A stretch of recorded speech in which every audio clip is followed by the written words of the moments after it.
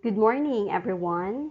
So today we are going to continue with our lessons on communication in multicultural settings. So we are going international this time. We will be learning the different multicultural settings and values of the different races. So we'll start with these following objectives. Distinguish the various contexts in which communication occurs.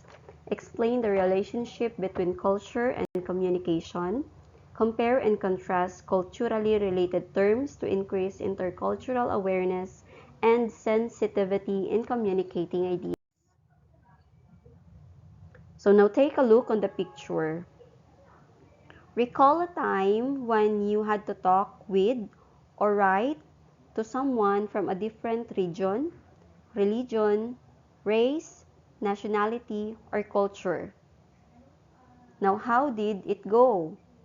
Was it easy or difficult? What challenges did you encounter and how did you address those difficulties if there are? Now, communicating with other people of various background is unavoidable. In your classroom, for instance, your classmates may come from a different family, cultural, and religious backgrounds.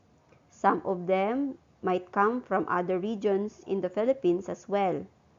Others might be born and raised in other countries and might therefore be speaking a different language or a native language from yours. Now, since you're classmates, you have no choice. It's either you will adjust or he or both of you should adjust. As discussed in the previous lesson, one of the principles of the communication is it is inevitable. When you become part of the workforce, when you are part of the community, as you start communicating, it will be more complicated as you have to deal constantly with the different people of different perspectives, personalities, and culture. So, with this, we need also to understand the essential of cultural diversity and various contexts and the advent of technology in shaping and influence the way you communicate with other people. So we have to learn the different communication contexts, and this includes personal context, the physical context, social context, psychological context, and the cultural context. So this context does not exist in a vacuum. It appears or operates within a certain context. So it influences the expectations from the participants, from a certain person, the meaning derived from the exchange of utterances, words, and the subsequent actions in the communication. So let's start with the personal context. So when we say personal context, it involves the background of both the sender and the receiver of the message. So this includes education, the religion, your socioeconomic status, the marital status, beliefs, and this greatly influence what and how they communicate. So always tandaan natin that awareness of these kinds of information on both parties ay kailangan para we can avoid misunderstanding and respect will be maintained. So the end point is respect. Is we have the physical context. It pertains to the environment where communication takes place.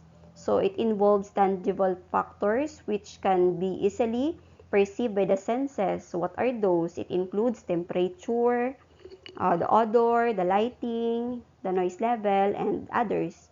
So for example, when conversing in a very humid location, may feel uncomfortable and thus it may result to the unconcentration or someone is not comfortable and it might affect the exchange of messages.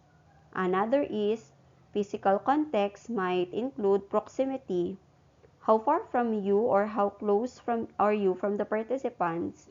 When you're talking to someone, baka masyado kang malayo, hindi ka niya naririnig. So, it might affect the context of the communication. So, over the years, most communication occurs in a traditional setting, but right now, meron na tayong tinatawag na virtual environment. And this includes the different social media platforms such as the email, Skype, Facebook, Messenger, and others. So, there are different ways in influencing the way messages sent, received, and perceived. Let's go with the social context. It refers to the kind of relationship that exists between the sender and the receiver. Of course, the relationship you had with your friends and your parents and the way you communicate is really different. So, ideally, you easily communicate with people who are closer to you, and as such, you easily gain their respect and understanding. Next is the psychological context. It includes the emotions and feelings of the participants in the communication process.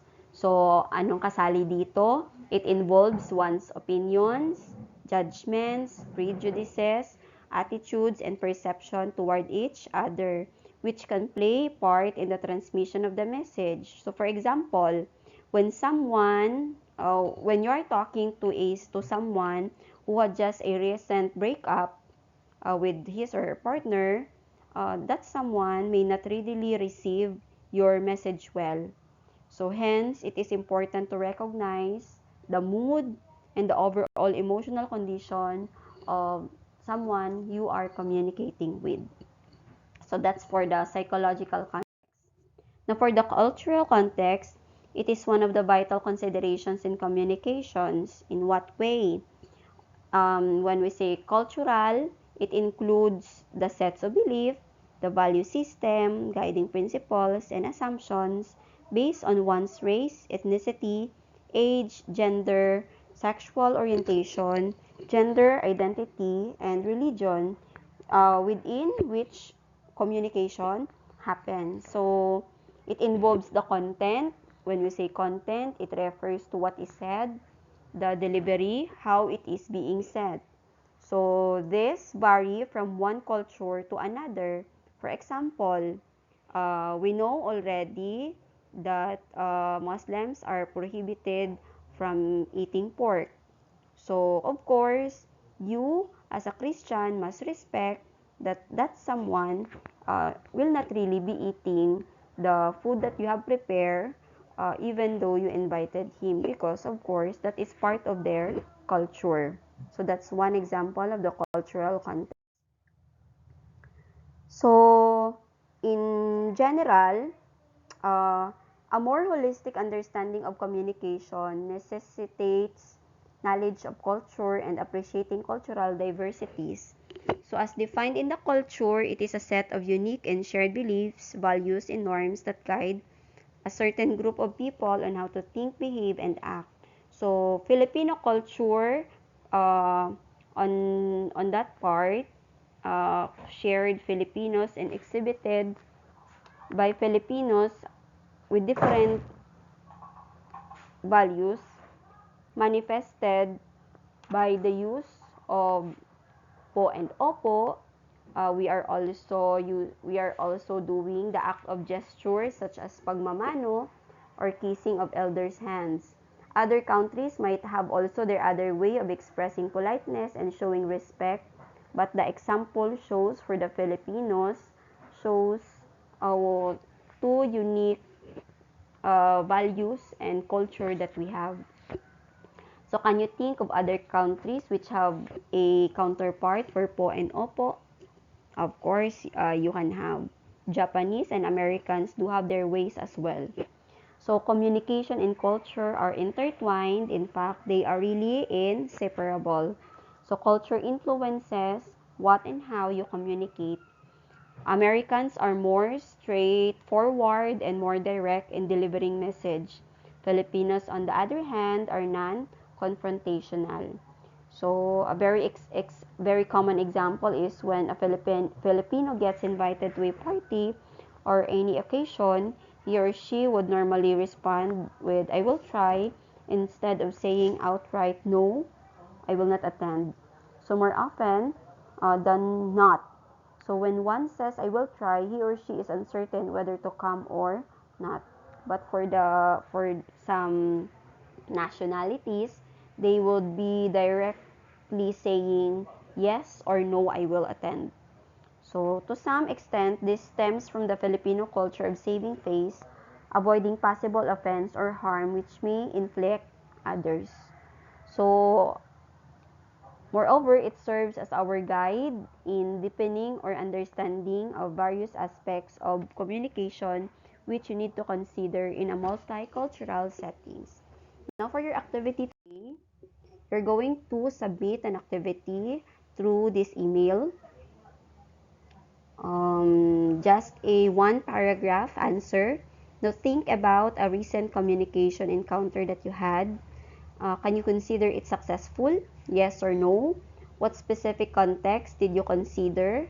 Either consciously or unconsciously, consider the following communication context such as personal, physical, social, psychological, and cultural. How did the context affect the outcome? Is it positive or negative? So how did you deal with it? So I will be waiting for your activity until 5 in the afternoon. Thank you so much for your time. God bless.